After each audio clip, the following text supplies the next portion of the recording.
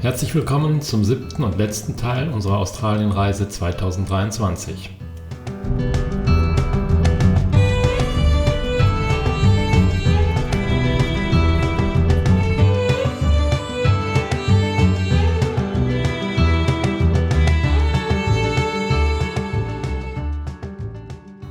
Dieser Lookout ist eine Erinnerungsstätte an Personen, die einem im Gedächtnis bleiben sollen. Etwas skurril, aber wir fanden es eine gute Idee. Im letzten Teil haben wir uns einen Mietwagen am Paraburdo Airport besorgt und mit dem wollen wir jetzt den Karijini Nationalpark erkunden.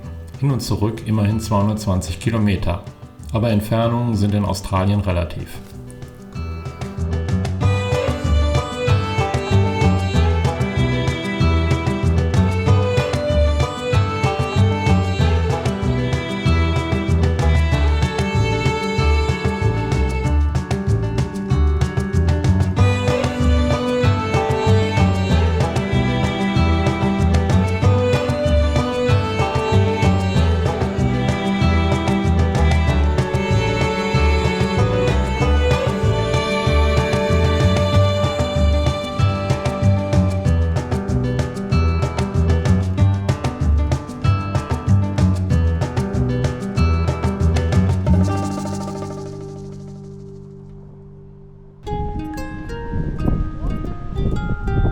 Oh ja. Das geht aber runter. Cool.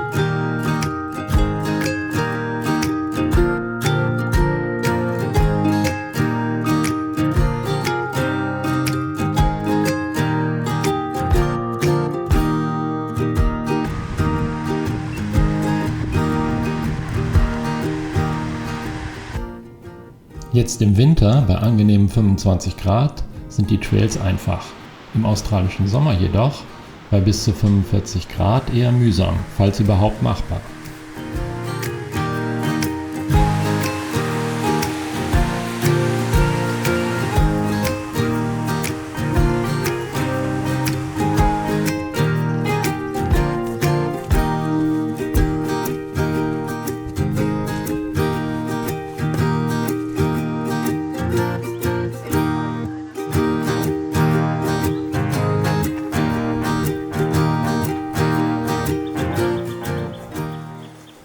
Hier kann man auch baden, das ist erlaubt und soll auch ungefährlich sein. Wir haben jedoch von abgesehen.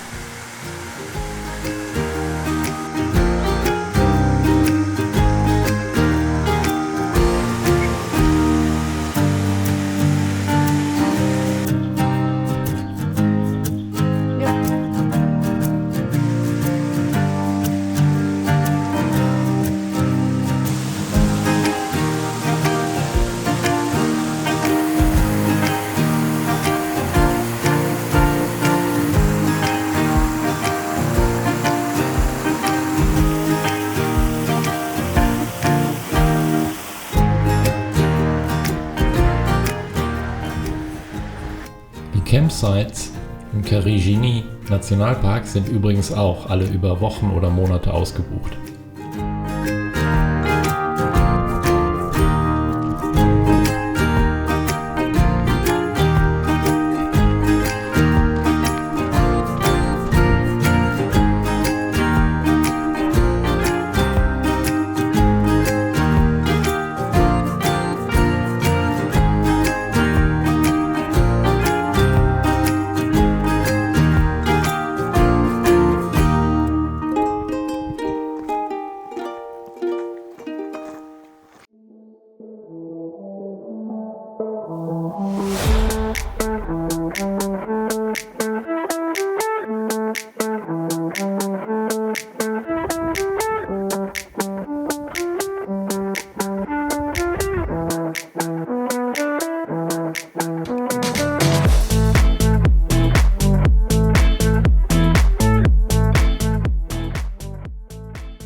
Wir haben den ganzen Tag im Nationalpark verbracht und es hat uns sehr gut gefallen. Jetzt am Nachmittag machen wir uns auf den Rückweg, denn wir wollen vor Einbruch der Dunkelheit zurück auf unserem Campingplatz sein. Morgen früh wird Big L unseren Sixfoot abholen und zurück nach Perth fahren, 1500 Kilometer. Wir haben dann noch den Rest des Tages und wollen erneut in den Nationalpark fahren, denn hier gibt es noch einiges zu sehen. Aber jetzt erstmal zurück nach Tom Price.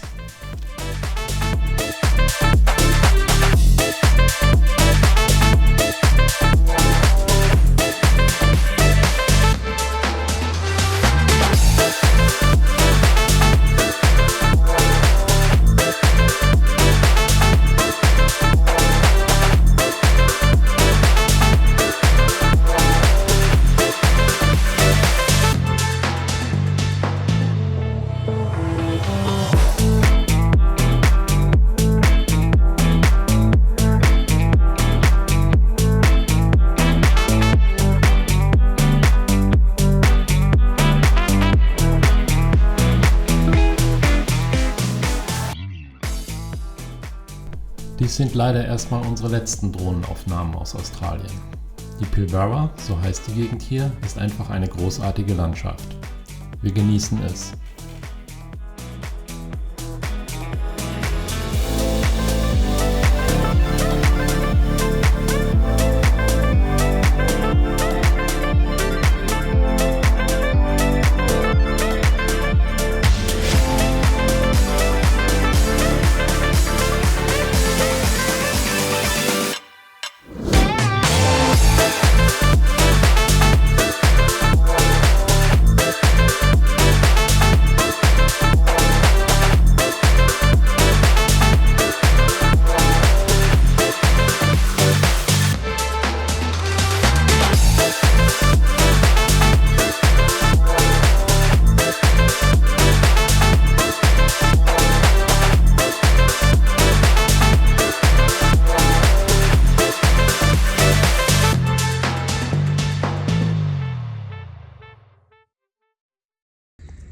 Guck mal, hier Vögel fliegen. Gibt aber nichts.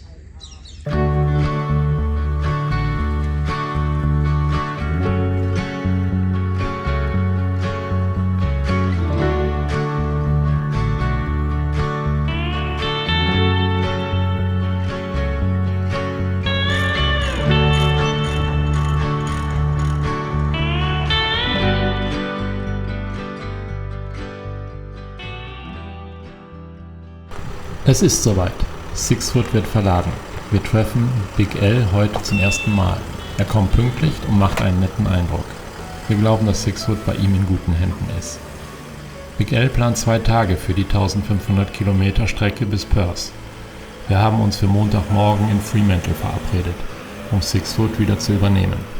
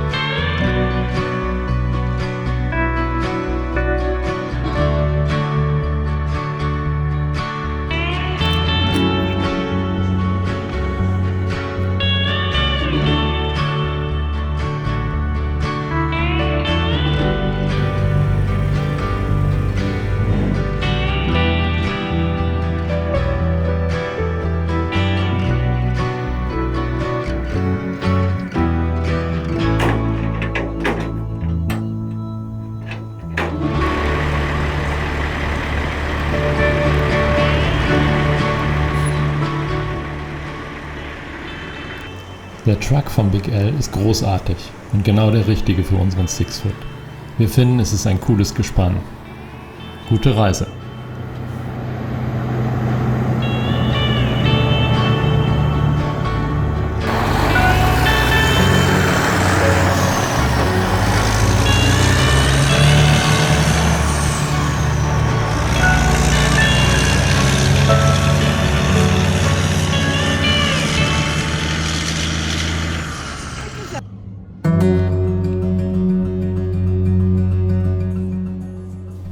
Wir machen uns direkt wieder auf den Weg in den Nationalpark.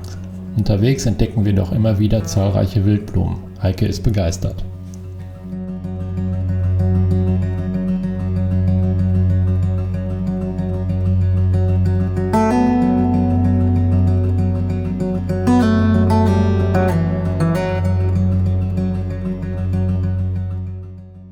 Heute wollen wir zu Geoffrey George, ein anderer Teil des riesigen Nationalparks. Dort sind nicht mehr alle Wege asphaltiert.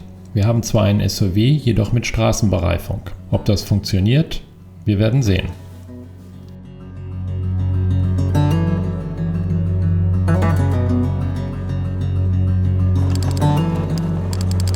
Ein Stück zurückfahren. Wie lang ist es denn noch? 15 Kilometer.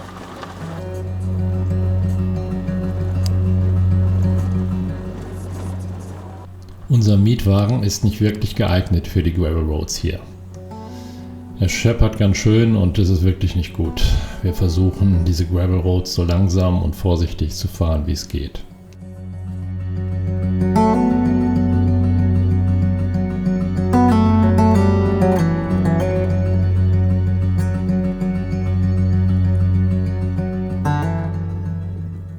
Wir starten an der Knox George. Dieser Trail ist nur für Experienced Bushwalkers, also sehr erfahrene Wanderer geeignet. Er hat den Schwierigkeitsgrad 5, die höchste Stufe. Wir sind gespannt und guten Mutes und wollen es trotzdem probieren.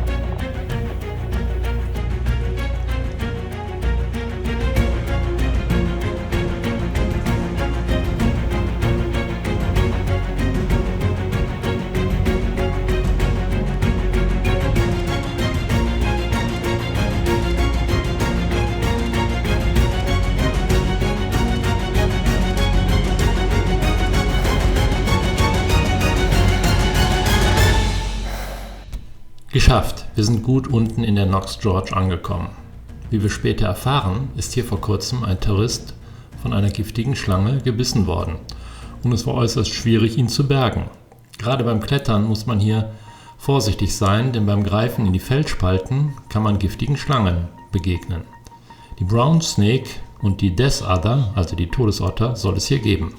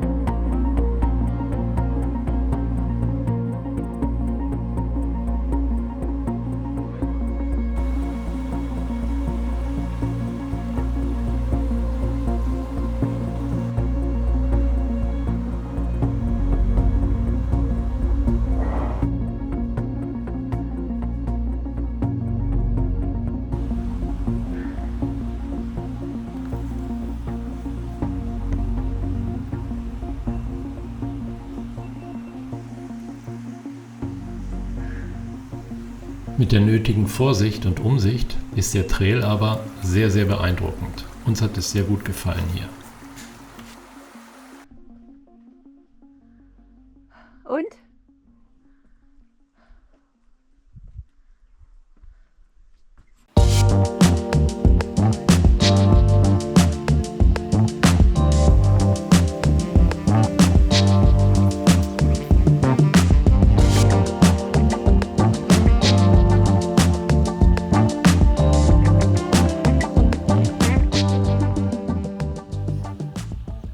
Es ist kurz nach Mittag und wir beschließen, noch einen Trail zu gehen.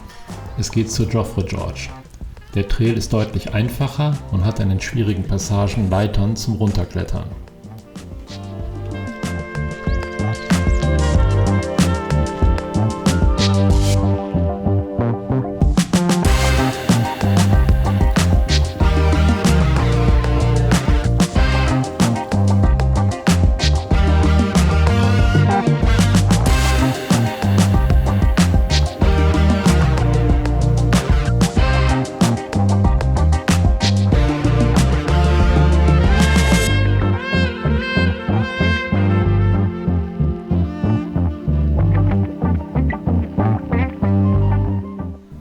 Auch hier kann man wieder baden gehen, aber wir haben leider unsere Schwimmsachen nicht dabei.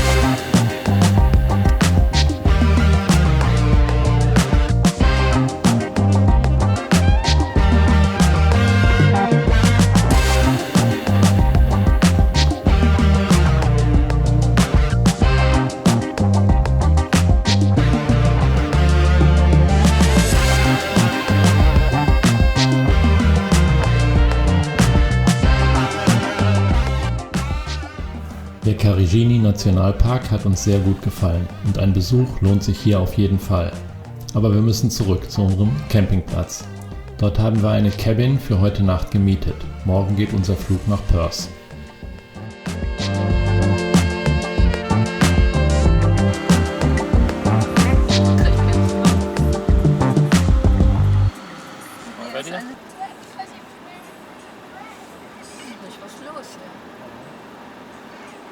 Das Wochenende wie bei uns, ne? Fußball. Unser letzter Abend im Outback. Ja, und der letzte Tag im Warm. Green Cabin. Ja. Kleines Tiny Häuschen. We got time on our side. Da saß die Leute, der hat ein Buch in der Hand. Ein iPhone in der Hand. Und große Wäsche. Oh, Ikea-Bettwäsche. Die haben wir auch in Frankreich. I can find my way. Muss ja nur einmal eine was werden. Oh, wie schön, da freue ich mich drüber. At least to stay alive. And the time that we share makes it all. Wir fahren die 80 Kilometer Richtung Parabodo. Dort ist der nächste Flughafen.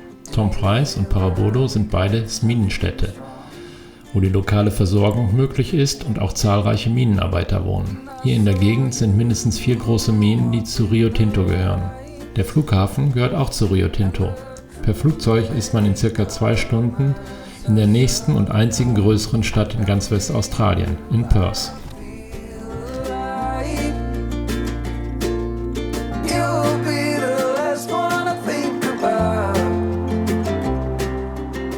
Da ist die Tankstelle direkt. Pure Mechanics. We're in a state of hope. I need you on my fire. I want you to know that every time you're away, I long for you so much I can find my way. Sonntagmittag in Parabodo. Es ist nicht wirklich viel los hier. Ein Lokal oder Café haben wir auch nicht gesehen.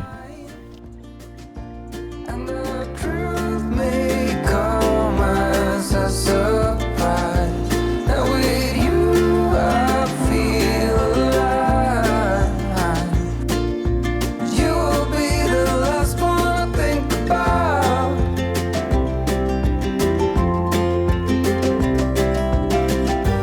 When it all breaks down, I'll wait for you right here. Die ganzen Fahrzeuge gehören zu den Minenarbeitern. Selbst die Autovermietungen bieten hier Pickups zum Mieten an. Normale PKWs gibt es fast gar nicht.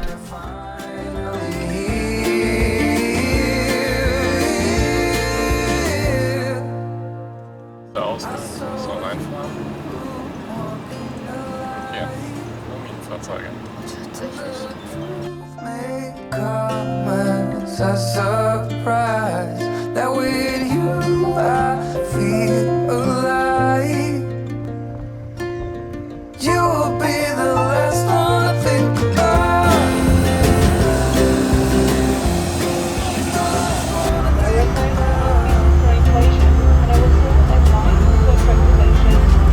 Make sure you only place your content and configure the key aircraft. In the unlikely event of an emergency, make sure you have Wir sind zurück in Fremantle.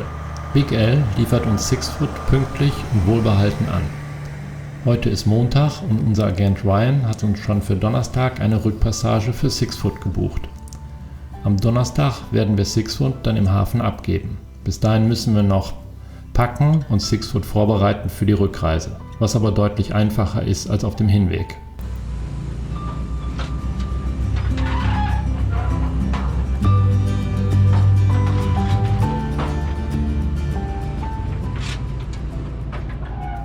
Unser Australien-Abenteuer 2023 neigt sich dem Ende zu. Leider hatten wir etwas Pech mit der Verschiffung, dem Diebstahl, dem Bruch der vorderen Welle und dem Schaden im Vorderachsgetriebe. Aber sei es drum, Dinge passieren. Australien hat sich verändert seit Corona. Dadurch, dass fast alle Australier jetzt im eigenen Land reisen, sind viele Nationalparks über Wochen und Monate ausgebucht. Frei stehen ist in den Nationalparks auch nicht mehr möglich. Zumindest an der Westküste.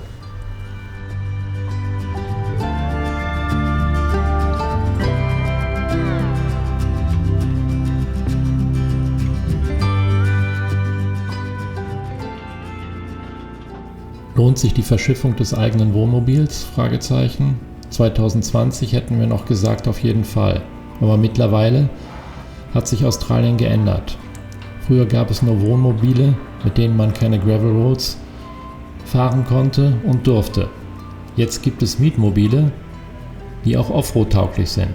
Von Landcruisern mit Dachzelt bis zum Kastenwagen mit Allrad. Da würden wir keinem empfehlen zu verschiffen. Es ist extrem teuer und aufwendig. Es sei denn, man will sehr viel länger bleiben als 6 Monate. Aber selbst wenn man länger bleibt, ist es einfacher, hier einen Landcruiser mit Dachzelt oder Wohnwagen zu kaufen und später wieder zu verkaufen. Australien selbst ist nach wie vor ein großartiges Reiseland. Sehr sicher, sehr nette und hilfsbereite Menschen, dazu diese fantastischen Landschaften und die eindrucksvolle Tier- und Pflanzenwelt. Wir lieben es und werden wiederkommen, aber ohne Sixfoot.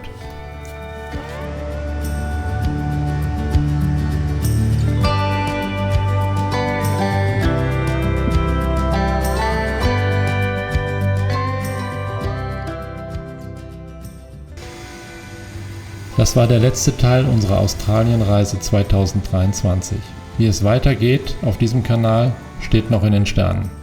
Wir werden weiter reisen, aber ob wir weiter Filme auf YouTube veröffentlichen werden, weiß ich noch nicht. Mal sehen. Vielen Dank fürs Zuschauen und lasst es euch gut gehen. Bye bye.